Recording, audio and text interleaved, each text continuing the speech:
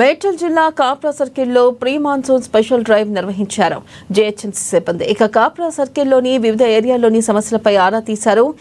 Rajiv Gandhi park, Venkateswara Nagar పార్కులను సందర్శించి పార్కులలోని వ్యర్థాలను తొలగించారు. వీధి కుక్కలు ఎక్కువగా ఉన్న వెంకటేశ్వర్ నగర్ కాలనీలో డాగ్ స్క్వాడ్ రప్పించి వీధి కుక్కలను పట్టుకుని వాటిని అక్కడికక్కడే స్టెరిలైజేషన్ ఇంజెక్షన్లను వేయించారు.